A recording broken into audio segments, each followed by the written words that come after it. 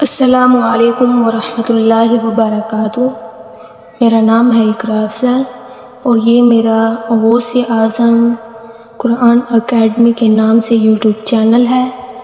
اس channel کے اندر مجھے تجوید پر جو عبور حاصل ہے وہ آپ کو سمجھانے کی سکھانے کی کوشش کروں گی۔ دعا ہے مالک لم یزل مجھے آسان لفظوں میں آپ کو سکھانے سمجھانے اور آپ کو سمجھنے کی توفیق عطا فرمائے۔ یاد رکھنا، کوئی بھی علم حاصل کرنا ہو اس کے لیے چند اہم باتوں کا پہلے جاننا ضروری ہوتا ہے، جیسا کہ تعریف ہو گئی، موضوع ہو گیا، اور غایت اور اس علم کا حکم کیا ہے، فضیلت کیا ہے۔ یہ سمجھنا بہت ہی بنیادی طور پر شروع میں ضروری ہوتا ہے۔ جیسا کہ ہم پچھلی ویڈیو کے اندر علم التجوید کی تعریف تفصیل کے ساتھ لغوی اصطلاحی معنی کو سمجھا، تو آج ہم سبق نمبر 2 میں انشاءاللہ علم التجوید کا موضوع اور حکم کیا ہے سمجھیں گے، اور ساتھ ہی یہ جاننے کی کوشش کریں گے کہ فرض عین اور فرض کفایہ سے کیا مراد ہے۔ انشاءاللہ بہت ہی آسان طریقے کے ساتھ سمجھانے کی کوشش کروں گی۔ آپ سے گزارش ہے، آپ نے ہماری ویڈیو کو بڑے دھیان سے دیکھنا ہے اور اچھے سے سمجھنا ہے، سیکھنا ہے، اور ثواب کی نیت سے اوروں تک بھی پہنچانے کی کوشش کرنی ہے۔ اگر آپ نے ہمارے چینل کو سبسکرائب نہیں کیا تو پلیز سبسکرائب کر دیں، ساتھ ہی بیل آئیکن کے بٹن پر کلک کر دیں، لائک کر دیں اور دوسروں تک بھی پہنچا دیں۔ آئیے آج ہم سبق نمبر 2 شروع کرتے ہیں۔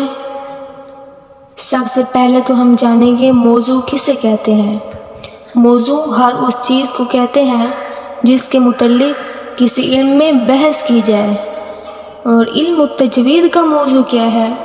علم التجوید کا موضوع حروف تہجی ہیں، جو کہ الف سے لے کر یا تک ہیں، اور ان کی تعداد 29 ہے۔ اس پورے علم میں انہی 29 حروف پر بحث کی جاتی ہے۔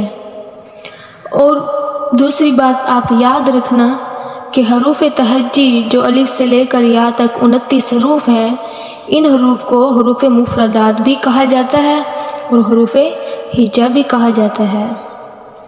علم التجوید کا حکم کیا ہے؟ علم التجوید کا حکم یہ ہے کہ علم التجوید کے تفصیلی قواعد کا سیکھنا فرض کفایہ ہے۔ یہ فرض کفایہ سے مراد کیا ہے یہ ہم بعد میں سمجھنے کی کوشش کریں گے۔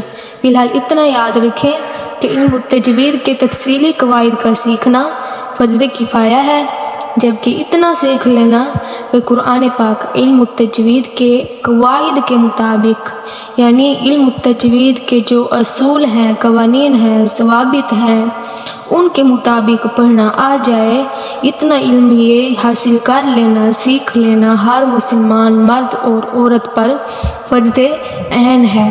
فرض عین سے مراد کیا ہے یہ بھی انشاءاللہ ہم ویڈیو کے اینڈ میں جاننے کی کوشش کریں گے۔ اور علم التجوید کے بارے میں حضرت ملا علی قاری فرماتے ہیں کہ تجوید کے علم کا حاصل کرنا بغیر کسی اختلاف کے فرض کفایہ ہے، اور اس علم کے مطابق عمل کرنا یعنی تجوید کے ساتھ قرآن پاک پڑھنا فرض عین ہے۔ علم التجوید کے حکم کے بارے میں اعلیٰ حضرت فرماتے ہیں کہ اتنی تجوید سیکھنا کہ ہر حرف دوسرے حرف سے صحیح ممتاز ہو سکے، یہ فرض عین ہے۔ اس کے بغیر نماز قطعاً باطل ہو جاتی ہے۔ نماز باطل کیوں ہوتی ہے؟ اس لیے کہ جب قرآن پاک تجوید کے ساتھ پڑھنا نہیں آئے گا تو پھر قرآن پاک کے معنی بدل جائیں گے۔ مثلاً ایک ہے قلب، 2 نقطے والے موٹے قاف کے ساتھ قلب، اس کا مطلب ہے دل، اور اگر ہم اسی قاف کو کی آواز میں جو ہے تھوڑا سا چینجنگ لائیں گے، ہم نے قاف کو جب کیف پڑھا ہے कल्ब पढ़ा, कल्ब की बजाय कल्ब पढ़ा तो इसका माना तब्दील हो जाएगा। पहले कल्ब पढ़ा मोटे कॉफ से तो माना था दिल, अब अगर हमने कल्ब को बारीक पढ़ दिया, काफ कल्ब में कॉफ को बारीक पढ़ दिया कल्ब, तो माना हो जाएगा कुत्ता। अब देखें थोड़ी सी हरूफ की अदायगी में चेंजिंग आई तो माना तब्दील हो गया। अब जिसको तजवीद के साथ कुरान पाक पढ़ना नहीं आएगा तो फिर साफ ज़ाहिर है वो जब नमाज के अंदर पढ़ेगा तो माना गलत हो जाएंगे, माना गलत की वजह से नमाज कबूल ही नहीं होगी। जबकि आपको पता है कल क़यामत के दिन सबसे पहला जो सवाल होगा वो नमाज के बारे में होगा। तो जब नमाज के बारे में सवाल होगा, नमाज ही नहीं मुकम्मल होगी, नमाज ही अच्छी ना हुई तो बाकी अमाल भी अच्छे नहीं होंगे। तो तमाम नेक कामों की बुनियाद जो है वो नमाज है, नमाज की बुनियाद कुरान पाक है, तजवीद के साथ कुरान पाक पढ़ना है। लिहाजा तजवीद का सीखना, आला हज़रत फरमाते हैं तजवीद का सीख लेना इतना कि हर हर्फ को सही तरीके से अदा कर सके, ये फ़र्ज़ ऐन है, हर मुसलमान मर्द और औरत पर लाजिम है इतना तजवीद का हासिल कर लेना कि माना की अदायगी ठीक तरीके से हो सके। आइए अब जानते हैं कि फ़र्ज़ किफ़ाया से मुराद क्या है। फ़र्ज़ किफ़ाया से मुराद वो काम है जिसको चंद आदमी अगर कर ले तो सब बरी ज़िम्मा हो जाते हैं, या यूँ आप समझ लें कि जो काम चंद लोगों के करने से सब के सर से उतर जाए, इसे फ़र्ज़ किफ़ाया कहते हैं।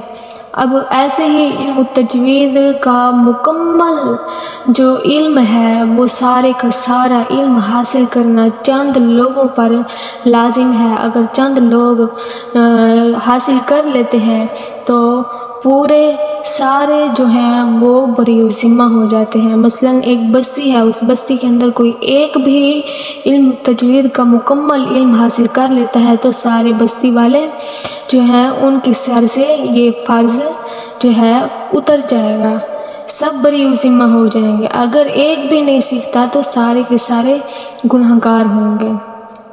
और फ़र्ज़ ऐन से क्या मुराद है? फ़र्ज़ ऐन से मुराद वो ख़ास फ़र्ज़ है, वो ख़ास काम है, या यूँ समझ लें कि वो ज़रूरी काम है जिसका करना हर मुसलमान मर्द और औरत पर लाजिम होता है। पहले जैसा कि आपको फ़र्ज़ किफ़ाया के बारे में बताया कि इल्म तजवीद का इल्म हासिल करना फ़र्ज़ किफ़ाया है, पूरी बस्ती वालों में से एक का सीखना लाजिम होता है। चंद सीख ले या एक सीख ले तो पूरी बस्ती वाले के सर से वो फ़र्ज़ इल्म तजवीद का जो फ़र्ज़ है वो उतर जाएगा। अगर एक भी नहीं सीखता तो सारे के सर पर ये फ़र्ज़ खड़ा रहेगा, सारे गुनाहगार ठहराएंगे।